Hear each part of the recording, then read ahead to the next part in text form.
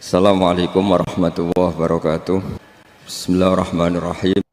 Kalau kamu berdoa itu yang tadarruk itu ya yang sangat sopan wa khufya, secara diam-diam atau secara enggak berlebihan.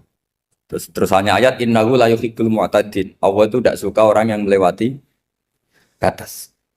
Itu termasuk melewati batas dalam doa karena ada unsur mendikte Allah. Saya memberi contoh tadi. Misalnya kita sebagai cowok berdoa, ya Allah saya ingin punya istri cantik, solihah, nasabnya baik, gak pernah cerewet, gak pernah apa. Itu kan nanti nyarinya juga susah.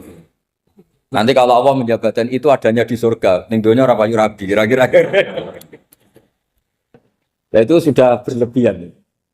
Terus kalau ada ulama mengatakan doa itu mukhul ibadah, itu maksudnya gini, doa itu bukti kita minta, minta itu bukti kita lemah. Dan merasa lemah itu sudah bagian dari ibadah. Makanya masyhur itu syairnya Abdul Al-Haddad itu. Fadu'ai wabtihali dalilun li fiftikori itu. Jadi saya berdoa itu hanya sebagai bukti saya butuh Allah. Saya sendiri tidak punya kepentingan mustajab apa enggak. Jadi wali-wali yang mengatakan doa itu mukhul ibadah sebetulnya itu malah wali-wali yang dari awal enggak kelintas di sembadani apa enggak. Butuhnya dia itu menunjukkan bahwa saya ini lemah. Buktinya posisinya minta. Itu yang dimaksud mukhul ibadah. Tapi kalau kita berdoa terus posisi kita protes, katanya kamu baik ya Allah, engkau baik, ternyata enggak juga. Buktinya semua doa saya enggak kamu kabulkan. Wah, ini malah doa kriminal. Jadi yang dimaksud mukhul ibadah itu doa itu bukti minta. Minta itu bukti lemah. Makanya ada syairnya Abdul Al-Haddad maksud fadu'a ibabtihali dalilun li fif tikoh. Jadi saya minta engkau ya Allah itu bukti saya butuh. Jadi itu bukan dua hal yang harus dipertentangkan. Jadi kalau doa dikatakan apa? Ibadah karena di doa itu minta. Nah, minta itu bukti merasa kita lemah. Berarti kita sa'il Allah mas'ul. Kita minta Allah yang kita mintain. Kita menengadah Allah yang berposisi memberi. Itu saja sudah cukup sebagai ibadah. Meskipun doa kita tidak mustajab. Karena memang tadi seperti itu. Kalau di ilmu-ilmu tasawuf itu apa ya? Doa itu memang benar-benar sudah mukul ibadah karena tadi perasaan merasa butuh sama Allah itu. Nah, merasa butuh itu, nah kalau kita berdoa merasa butuh sama yang kita minta, itu dalam ilmu tasawuf sudah kriminal, berarti kamu lebih butuh makhluknya. Misalnya begini ya, saya ingin punya rumah bagus, terus setelah punya rumah kredit saya utangnya banyak.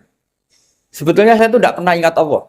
Gara-gara utang banyak, kredit jatuh tempo, terus melibatkan Allah. Ya Allah, saya ini utang banyak, ini, terus tolong dibayar. Sebetulnya saya itu ingat utang, cuma Allah tak libatkan kan. Lah itu tidak akan jadi wali. Yang jenis ini tidak akan jadi wali. Saya ingin jadi dosen, melibatkan siapa ya nanya? Melibatkan Allah, terus malam-malam bangun melibatkan Allah. Itu artinya apa? Kamu itu lebih ingin yang kamu minta ketimbang ingin Allah. Kalau wali itu enggak gitu, kangen Allah. Terus tahu Allah itu zat pemberi, karena tahu Allah zat pemberi terus minta. Maka yang dikangen itu ya Allahnya dulu. Kalau kita kan enggak punya kasus dulu, punya keinginan banyak dulu. Baru ingat siapa yang di saya. Oh Allah. Allah kita libatkan. Ya untungnya Allah baik, mau ramal utang bukan mikir. Untungnya Allah enggak jawab itu. Jadi itu bedanya wali. Kalau wali itu kangen Allah dulu, baru minta. Kalau kita enggak, banyak masalah dulu, baru melibatkan Allah. Nah yang jenis ini itu bahaya. Kalau enggak disembadani mesti ngomel ya. Gusti katanya kalau yang minta kamu kabulkan, ternyata ini enggak. Nanti kalau Allah jawab, kamu itu tidak kangen saya, kamu itu kangen uang, kangen perempuan cantik yang kamu inginkan. Terus kamu melibatkan saya. Urusannya apa saya dengan itu, Pak? Makanya tidak usah nuntut karena awalnya sudah salah. Ya saya kira itu ya. Jadi ada ayat apa? Ud'u rabbakum tadarru'aw wa khufyah. Terusannya apa? Innahu la yuhibbul mu'tadin. Itu di semua tafsir dikatakan Allah enggak suka orang yang berlebihan dalam doa. Berlebihan tadi, misalnya minta sesuatu yang terlalu besar, atau permintaan kemarin saja lanu addi syukroh, kita tidak bisa memenuhi mensyukuri, sudah minta lagi. Misalnya seorang jomblo, targetnya kan asal payu nikah. Tapi setelah nikah, bayangkan istrinya solihah, tidak cerewet, itu kan berlebihan. Hilang status jomblo saja belum kamu syukuri kok sudah minta yang macam-macam. Jadi harusnya kan syukur dulu ya. Sekedar laku nikah ini kan ada syukur yang harus seperti jadi dosen juga gitu. Sekedar jadi dosen harus kita syukuri dulu karena menjadi kita tidak nganggur. Itu kan satu harkat sosial yang luar biasa. Jangan tahu-tahu sudah hari kedua cari intensif, cari ini itu, syukurnya aja belum sudah kemana-mana. Lah itu sudah mu'tadin, sudah melebihi apa? Batas. Ya saya kira.